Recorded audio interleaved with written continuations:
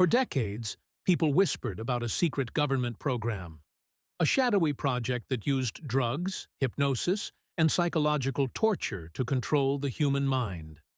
They said it was a conspiracy theory. They said no government would ever experiment on its own citizens like that. But in 1975, those whispers became headlines. The CIA admitted that it had run a program, codenamed MKUltra, for more than 20 years. Thousands of experiments, hundreds of victims. Most of them never even knew what was happening. This wasn't a movie plot. This wasn't fiction. This was real. Project MKUltra is one of the darkest chapters in American history. A government experiment so disturbing that most of the evidence was deliberately destroyed. What little remains is enough to chill you to the bone. Tonight, we'll open the file they tried to bury. We'll uncover how the program began, how it operated in total secrecy, and how it changed everything we thought we knew about control, power, and the human mind. To understand MKUltra, we have to travel back to the early days of the Cold War. It's the late 1940s. World War II is over. But a new conflict is beginning. A war not fought with bombs, but with information, espionage, and psychological warfare. The United States is terrified of the Soviet Union's growing power. Stories begin to spread that Soviet and Chinese forces are using brainwashing on prisoners of war, turning loyal soldiers into obedient pawns. In Washington, paranoia spreads like wildfire. If the enemy could control minds, the U.S. had to do the same, or better. In 1953, CIA Director Allen Dulles signs off on a top-secret project. Its name, MKUltra. Its mission, to explore the limits of human consciousness, and to find ways to manipulate, control, or even erase a person's mind. At the heart of the project was one chemical, LSD. This powerful hallucinogen was still new at the time.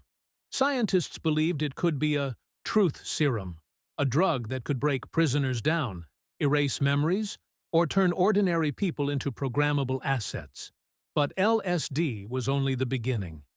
The CIA funded research into hypnosis, sensory deprivation, electroshock therapy, sleep experiments, and psychological torture. They poured money into universities, hospitals, prisons, and secret facilities. Most of this funding was hidden, funneled through front organizations, grants, and fake research programs. Even the scientists who accepted the money often didn't know who they were really working for. And there was one more thing that made MKUltra different. Consent wasn't required. They didn't need your permission to use you as a test subject. Some volunteered, thinking they were part of harmless research. Many others were tricked, drugged, or simply abducted into the program. In the name of national security, the line between science and cruelty blurred, and, eventually, it disappeared. MKUltra wasn't just a single laboratory or experiment. It was an entire network of secret projects, 149 sub-projects to be exact. Each one focused on a different piece of the puzzle. How do you break a person's mind? And how do you rebuild it the way you want? One of the most infamous sub-projects was Sub-Project 130, funded at McGill University in Canada. Here, a Scottish psychiatrist named Donald Ewan Cameron ran experiments that sound like something out of a nightmare. Cameron believed he could de-pattern a human mind, completely erase a person's identity, then reprogram it. His patients came to him for help with anxiety, depression, or minor mental health struggles. Instead, they were kept in drug-induced comas for weeks. They were blasted with electroshock treatments far beyond safe levels, and they were forced to listen to recorded messages on repeat, thousands of times, an attempt to overwrite their thoughts. Many emerged with permanent memory loss. Some forgot how to speak, Others didn't even recognize their families, and they were never told the CIA was behind it. But it didn't stop in Canada. Inside the U.S., prisons were turned into testing grounds. Inmates were given high doses of LSD and left in sensory isolation for days. In some hospitals, unwitting patients were dosed repeatedly to study their breakdown. One of the most infamous test sites was a safe house in San Francisco, known as Operation Midnight Climax. Here, the CIA hired sex workers to lure men to apartments. The men were secretly dosed with LSD, while CIA agents watched from behind one-way mirrors, taking notes. They studied how the drug broke down inhibitions and how easy it might be to control someone in this state. This wasn't about medicine. This was about power. And behind every test subject, there was a file, a name, a person who would likely never know what was done to them.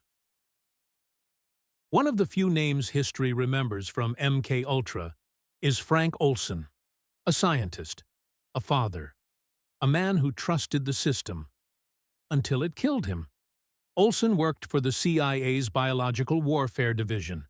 In 1953, he attended a retreat with other agency scientists. What he didn't know was that his colleagues secretly dosed his drink with LSD as part of an experiment.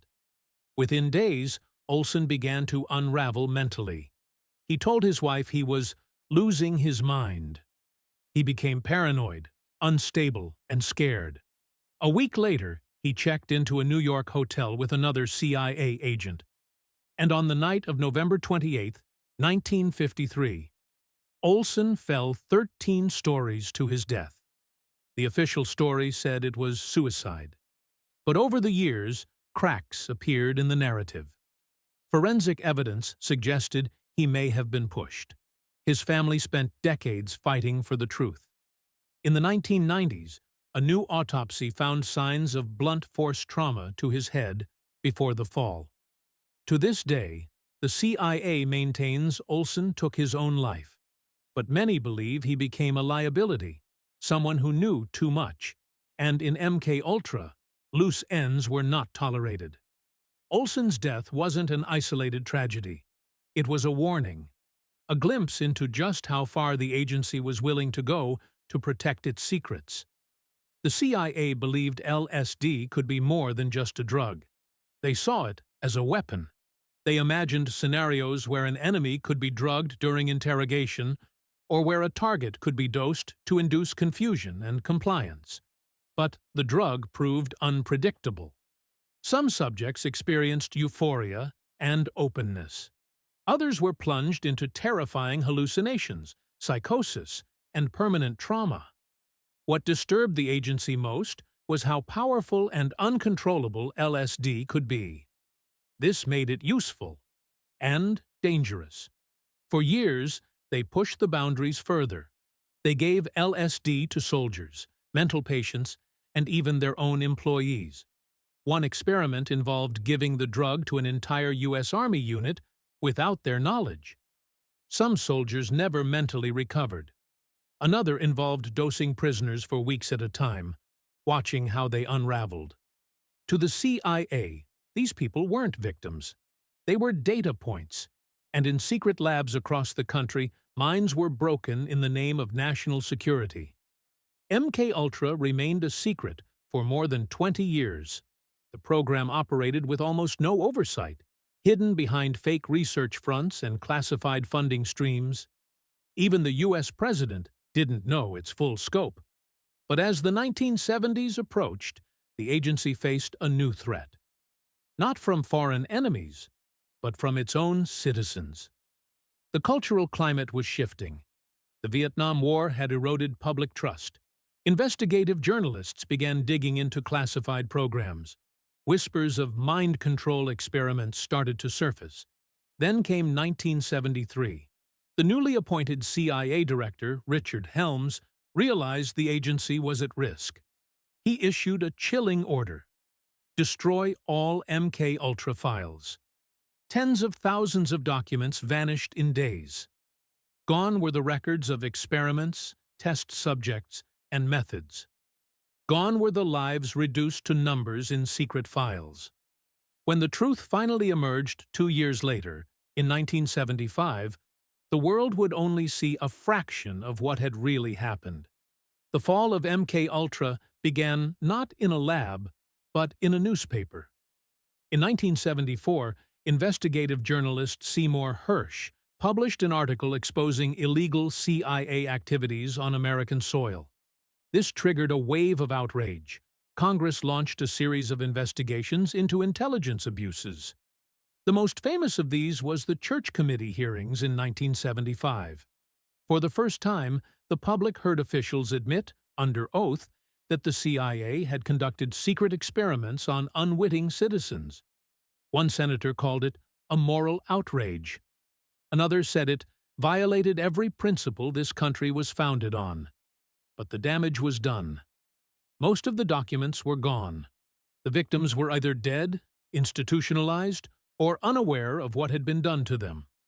The CIA claimed the program was over, but their admissions left the world with more questions than answers. Behind every experiment was a human being. The victims of MKUltra weren't soldiers on a battlefield. They were prisoners, patients, students, civilians.